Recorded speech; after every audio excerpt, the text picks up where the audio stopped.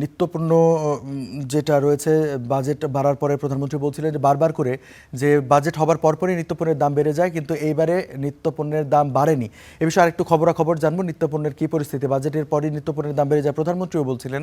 এ বিষয়ে ইমতিয়াজ আহমেদ, আমাদের সহকর্মী ইমতিয়াজ আহমেদ রয়েছেন এই মুহূর্তে রাজধানীর কারওয়ান বাজারে।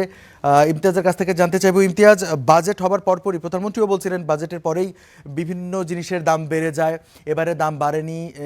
এবার তো দাম আসলে কমার কথা।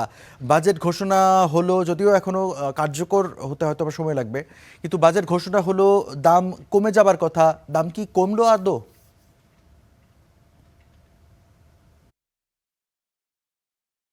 ধন্যবাদ।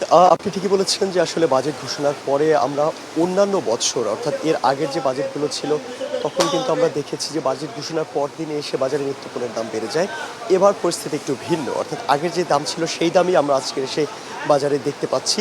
এর কারণ হিসেবে আমরা যতটুকু বুঝতে পারছি সেটা হলো, যেহেতু এবছর বাজেটে নিত্যপণ্যের ৬০টি নিত্যপণ্যের দামের উপর থেকে উৎসে কর কমানো হয়েছে।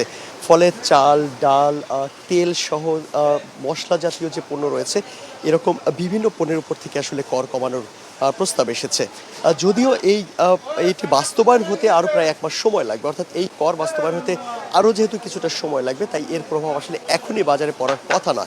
কিন্তু অন্যান্য বছর যখন কোনো কর বাড়ানো হয় তখন কিন্তু আমরা দেখতে পাই যে ঘোষণার সাথে সাথে পণ্যের দাম বেড়ে যায়। তবে এবছর আসলে পরিস্থিতি একটু ভিন্ন, আগের মতোই রয়েছে অধিকাংশ পণ্যের দাম।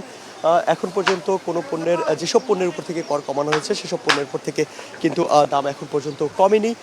যারা বিক্রেতারা রয়েছেন তারা যেমনটা বলছেন যে আগামী কয়েকদিনের মধ্যে হয়তো এর প্রভাব পড়তে পারে, যেহেতু এখনও বাজারে আগের কেনা দামে বিক্রি হচ্ছে, অর্থাৎ আগের কর কাঠামোর মধ্যে যেসব পণ্য আমদানি হয়েছে সেসব পণ্য এখনও বাজারে রয়েছে। তাই আসলে দামের উপরে তেমন কোনো প্রভাব পড়েনি। হয়তো কিছুদিন পরে নতুন কর কাঠামোর আওতায় যখন পণ্য আমদানি হবে তখন দরদাম অনেকটাই কমে যাবে।